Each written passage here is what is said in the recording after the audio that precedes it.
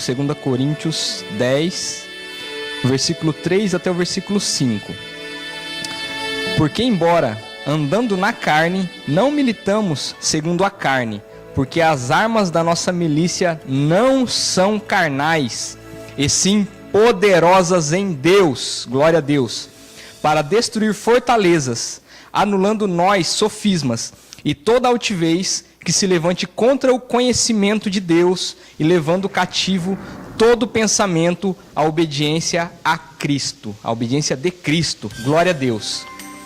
Então, Deus tem uma palavra para nós, e essa palavra, na verdade, a gente poderia ficar o resto da eternidade falando sobre ela, porque sofisma, gente, é praticamente a mesma coisa que dizer que mentira.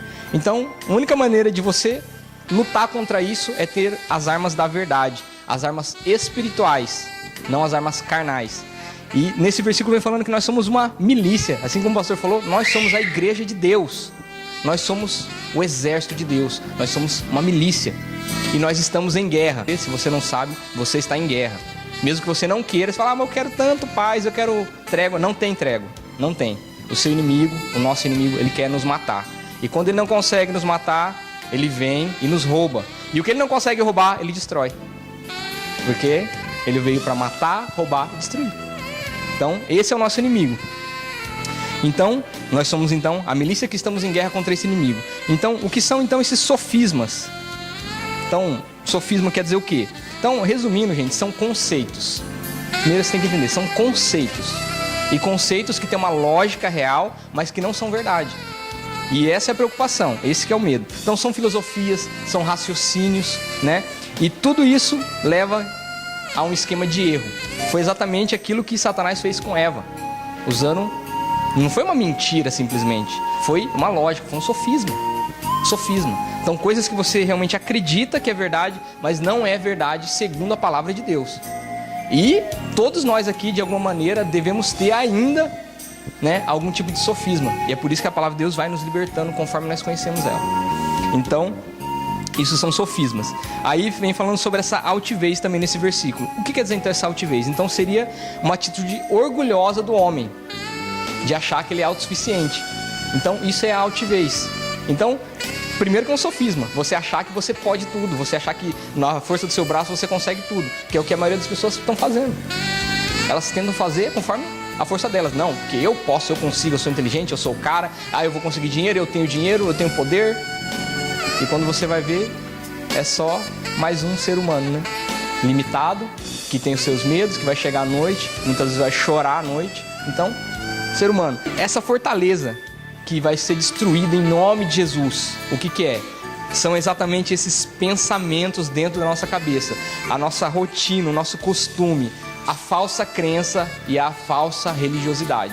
É quando você faz coisas que você já nem sabe por quê, porque te falaram que é certo. E daí você vira uma rotina, um costume, e é o tal do eu nasci assim, eu aprendi assim, eu vou morrer assim, eu vou morrer católico, eu vou morrer evangélico, e você tem que morrer salvo, meu querido. Você tem que morrer salvo, você tem que morrer, eu vou morrer corintiano, eu vou morrer palmeirense, não interessa isso aí. Isso aí não interessa. Não vai ter separação no inferno para ninguém lá, vai estar tudo no mesmo time lá embaixo. Só que no céu também não vai ter separação para o salvo, glória a Deus. O que esse sofisma faz? Então eles criam falsas verdades. Falsas verdades. E como que acontece? Então pressupõe que algo é verdade. Então Deus é amor. Isso é uma verdade, glória a Deus. Mas dizem que o amor é cego. Então logicamente, o que é a conclusão que você chega? É que Deus é cego. Entendeu? O que é um sofisma? Um raciocínio que parte de uma verdade, mas que chega no final, a conclusão é errada. E é por isso que te induz ao erro. Eu não sei de onde tiraram que o amor é cego. Só que Deus não é cego. Muito pelo contrário, na verdade, a única coisa que enxerga nesse mundo é Deus. É o próprio amor. Porque os olhos do amor estão em todos os lugares. O amor enxerga coisa que ninguém mais enxerga. Ele enxerga dentro de nós. Então, é uma mentira. Então, o amor não é cego. Muito pelo contrário, o amor é o único que enxerga tudo. O amor é o único que enxerga tudo. Até além das nossas imperfeições, além dos nossos pecados. Então, o amor enxerga tudo. Então, isso é uma falácia, é uma mentira. É um sofisma. Eu só creio no que eu vejo, eu não vejo Deus, logo, eu não acredito em Deus. Aí você pergunta para essa pessoa assim, fala assim, você já viu o seu cérebro? Então, eu não acredito que você tenha um. Você nunca viu? Então abre sua cabeça para ver. Então Então assim, se a pessoa tem que ver para acreditar, então ela está se afastando completamente da nossa realidade. Porque eu nunca vi meu coração, mas eu sinto. Eu sei que ele está aqui, ele está batendo. Deus também, Deus está aqui. Muitas pessoas não sentem, mas a gente sabe pelo que ele faz, pelo que ele é. Muitas pessoas podem sentir, e glória a Deus por isso. Então a falácia é uma mentira. E o vento? Ninguém nunca viu o vento, mas todos sentem. Então não é porque você não vê Deus que você não vai acreditar em Deus. Pedro é um homem, né? Os homens não prestam, logo Pedro não presta.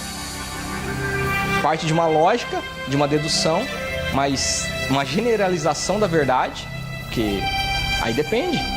Será que todos os homens não prestam? Assim como todas as mulheres também são iguais? Só muda de endereço? Porque as frases que a gente... as piadas. Só que tem muita gente que acredita nessas piadas. Muita gente que vai e começa a viver um sofisma. E vai criando dentro da cabeça dela uma fortaleza. E é por isso que a palavra de Deus é a nossa arma espiritual para derrubar essas fortalezas e acabar com os nossos sofismas. Então, cada pregação que tem aqui vai derrubar uma fortaleza da sua mente. Não é Deus que vai derrubar, simplesmente chegar lá e invadir você, não. A palavra de Deus, você vai se convencer daquilo e você vai derrubar aquilo da sua mente. Então, isso que é o sofisma. Aí tem até uma que eu achei muito engraçada, que é assim, olha, a esperança é a última que morre, né? Mas as baratas sobreviveriam até uma guerra nuclear. Então, logo, a esperança é a barata. Porque a esperança é a última que morre, então a barata não morre, é a última a morrer, então a esperança é a barata.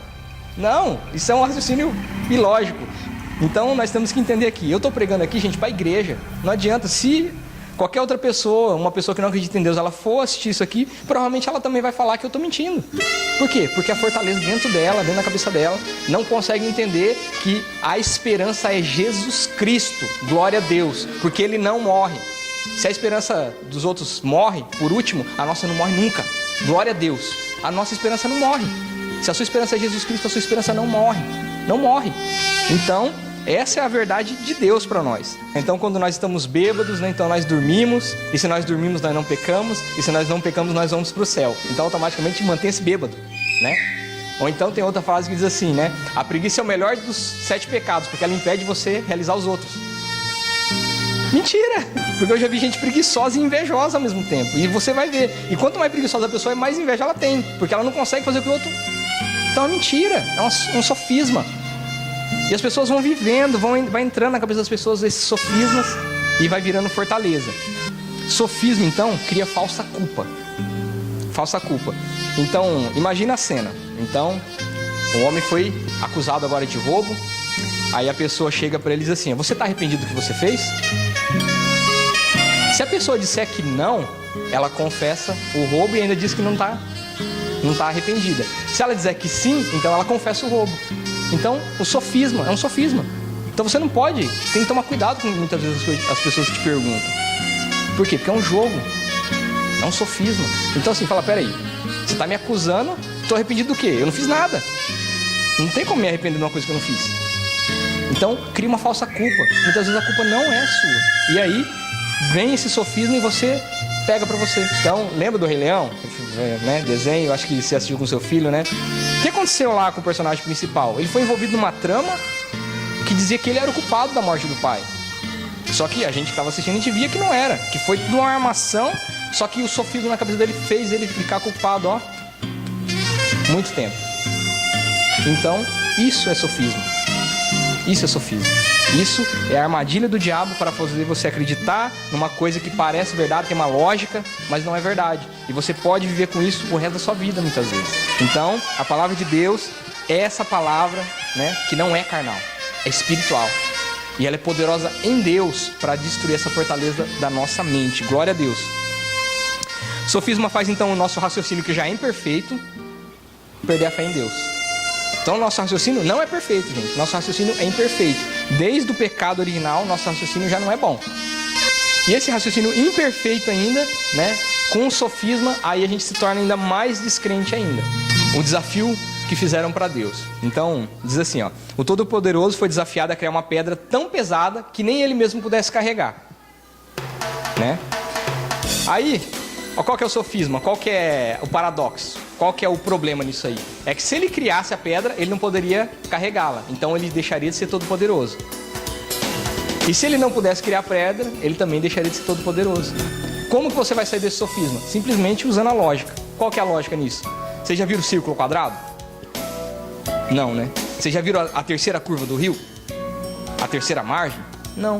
Então, se Deus criasse uma pedra que nem ele pudesse carregar, ele não seria um Deus todo poderoso. Ele seria um Deus ilógico. Um Deus doido.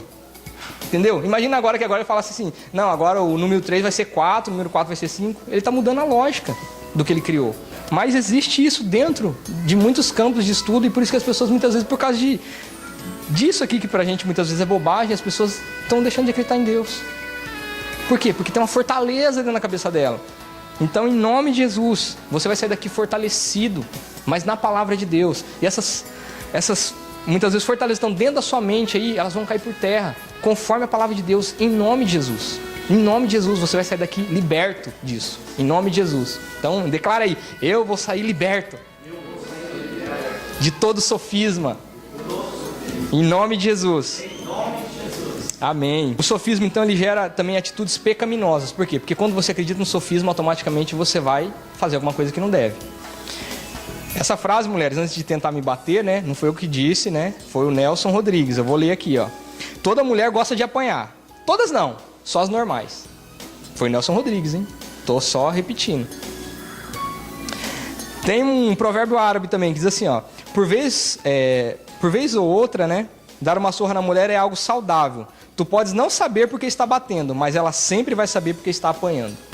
Vocês concordam aí? Mulher, falaram amém aí? Parece que ouviu um amém? Não, né? Então, só que tem muita gente que acredita nisso.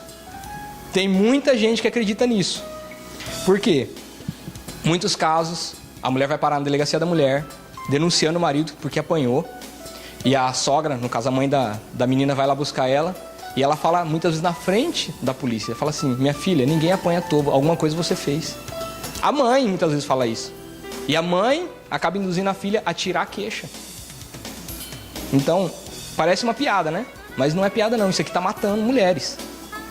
Um sofisma. Então, o sofisma de que assim, não, eu não concordo que a mulher ande com roupa escandalosa. Mas assim, não é porque ela está andando com roupa escandalosa que ela merece ser estuprada também. Mas tem esse sofisma no Brasil. As pessoas acreditam nisso. Não, se a mulher não andar assim, ela não é estuprada. Mentira! Não tem nada a ver. É sofisma. Não interessa. Se a pessoa é estupradora, é estuprador. Então, é sofisma e tá matando. Então, tire isso da sua mente. Se tem alguma coisa desse tipo, tire da sua mente. Deixa essa fortaleza cair. Porque muitas vezes a gente faz piada, só que a pessoa está acreditando. Muitas vezes a gente faz piada, o nosso filho está acreditando nisso. E ele vai crescer pensando que é assim mesmo. E não é. É sofisma, é mentira. Então, cuidado. Um dos maiores sofismas que eu vejo é que pessoas boas vão para o céu. É sofisma.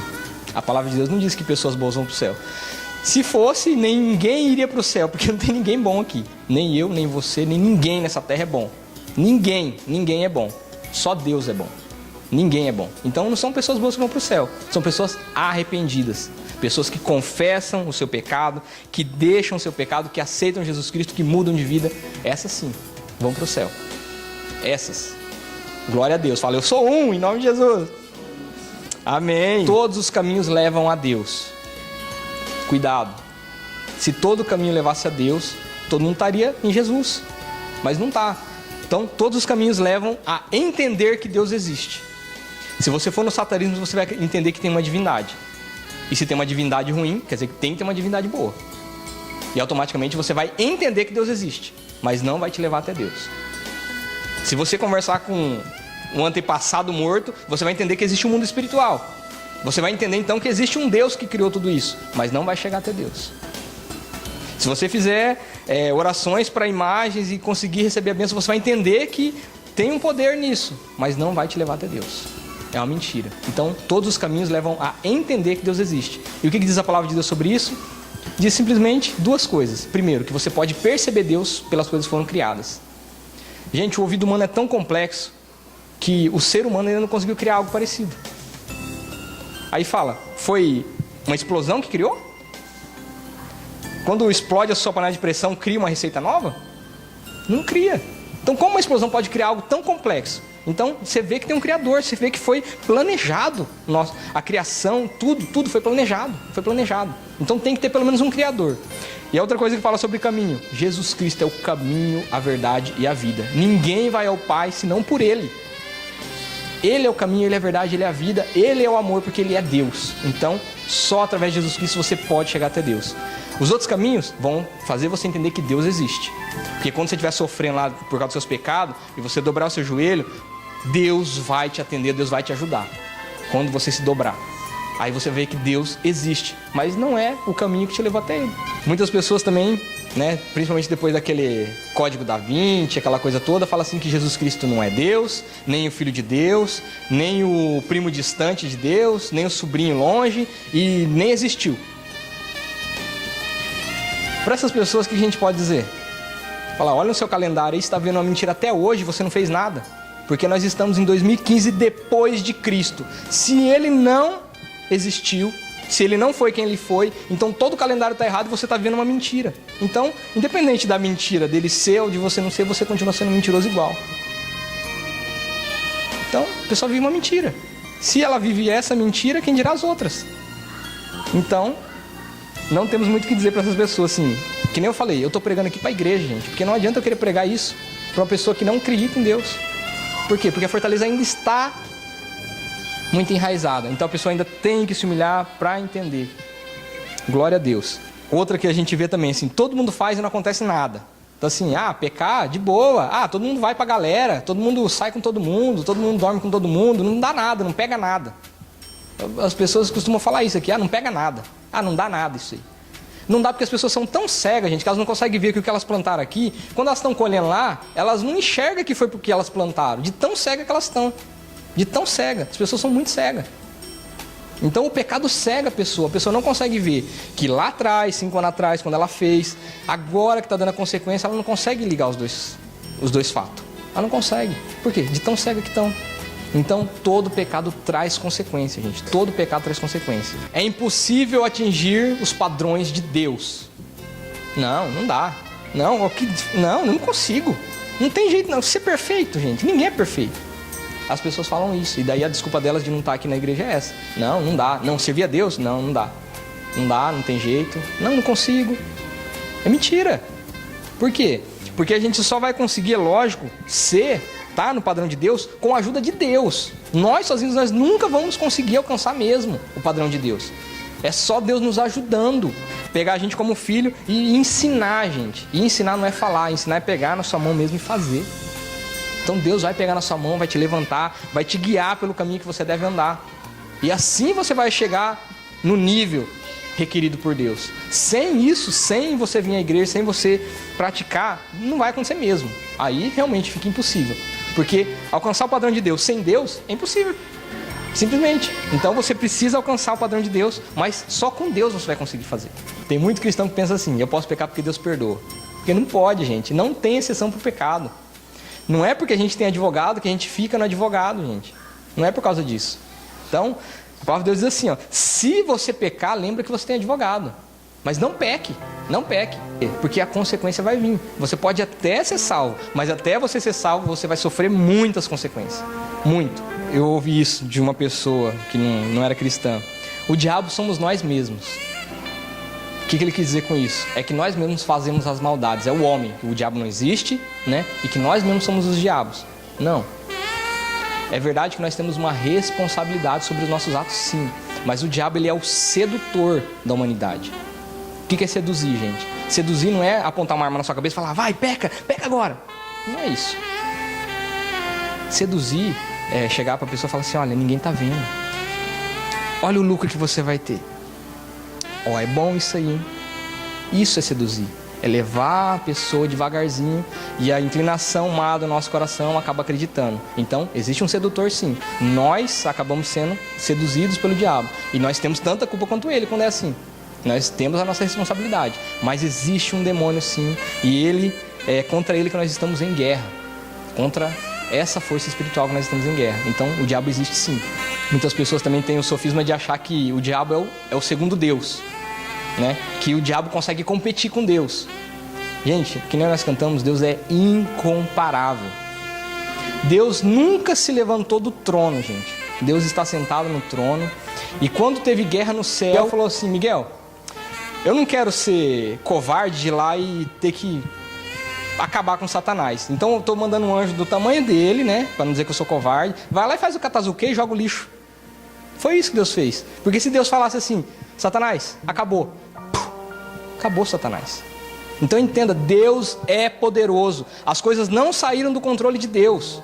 Muitas vezes você olha para o mundo e fala assim, Deus, o Senhor perdeu o controle, olha tanta maldade, o diabo está dominando tudo. Não está, gente, não está. Não está dominando. O diabo nem é Deus. O diabo nem é Deus. Muitas vezes você fica olhando assim, achando que, olha, Jesus vai ganhar do diabo aos 45 do segundo tempo lá, se não é na prorrogação, hein? Não, gente. Ele já foi derrotado. Ele já foi derrotado. Glória a Deus. E como o pastor disse, e em breve, o Deus de paz esmagará Satanás debaixo dos nossos pés. Glória a Deus. Outra coisa que falam muito também, que a Bíblia é uma ficção e que foi escrita por homens. Para essas pessoas eu digo o seguinte, me dá outro livro que tenha mudado milhares de vidas para melhor. Que tenha tirado mulheres da prostituição, homens dos vícios, né, da bebida, da droga, do álcool. Feito pessoas se reconciliarem, feito milagres de cura. Me dá outro livro que seja escrito por homens, que seja uma fantasia que tenha todo esse poder. Aí você pode dizer que a Bíblia é uma fantasia. A Bíblia é a palavra de Deus, revelada. A Bíblia, ela realmente assim, Deus escreveu ela de uma maneira que você só vai entender ela com o Espírito Santo. Sem o Espírito Santo, ela passa realmente a ser um livro somente, algo que vai te confundir. Mas com o Espírito Santo, ele vai te guiar por toda a verdade que está na Bíblia. Sem esse Espírito Santo, você pode conhecer a Bíblia de trás para frente, você não vai encontrar o Deus da Bíblia. Mas com o Espírito Santo você encontra o Deus da Bíblia. Glória a Deus. O amor verdadeiro é só o amor de mãe. Então eu cheguei a falar essa frase na minha vida, quando eu tinha uns 20 anos, eu acho. Né? Eu cheguei a falar. Mas por quê? Por que a pessoa fala isso? Ela acabou de sofrer uma decepção amorosa. Aí ela lembra que só a mãe que se sacrifica por ele ou por ela. E daí chega na conclusão de que não, o amor verdadeiro é só de mãe. Nem de pai, porque pai também abandona, não sei o que. É mentira. Porque o amor verdadeiro é Jesus Cristo. Glória a Deus. Então não é de mãe, não é de pai, é o próprio Jesus. Então, não tem esse negócio de amor verdadeiro. Por quê? Porque as pessoas pegam essa palavra, né, no momento que elas estão passando e elas adquirem como verdade. Músicas fazem muito isso. E é por isso que nós recomendamos que vocês não ouçam músicas que não sejam cristãs. Por quê? Porque a música, ela repete um refrão, e aquilo lá vai ficando como verdade, vai entrando no seu coração, vai colocando tijolinho por tijolinho da sua fortaleza. E quando você chega na igreja, a palavra de Deus muitas vezes tem dificuldade para entrar na sua cabeça. Por quê? Porque você construiu uma fortaleza dentro da sua cabeça. Mas como? Mas eu nem vi. Mas Satanás trabalha exatamente na hora que você não vê. Ele não dorme também. Ele não dorme. A gente tem que dormir. Então, muitas vezes você fica ouvindo lá aquele refrão, e daí você vai acreditando naquele refrão, e aquele refrão vai virando um sofisma, uma fortaleza dentro da sua cabeça. Então cuidado com isso aí. Cuidado. Ame quem te ama. A vida é muito curta para gastar com quem não se importa com você. Tem uma lógica, né? Assim, pra que eu vou ficar correndo atrás de gente que não presta, né? Seria uma lógica, né? Tem até uma lógica. Mas é mentira. Porque a palavra de Deus diz pra gente amar até os nossos inimigos. Até os nossos inimigos. Então você tem que amar todo mundo. Você é devedor do amor de Deus. Para todos. Independente do sexo, raça, religião, credo, se é violento, se não é violento, se gosta de você, se não gosta de você, você deve o amor de Deus para todas as pessoas dessa terra. Você deve, eu devo, todos nós devemos o amor de Deus.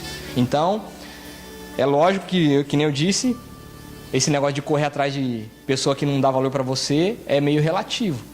É meio relativo, porque você tem que fazer aquilo que Deus mandou você fazer. Se Deus mandou você correr atrás dessa pessoa que não presta, corre atrás dessa pessoa que não presta. Deus mandou não correr, então não corre. Não corre mesmo. Porque tem pessoas que Deus manda a gente se afastar realmente.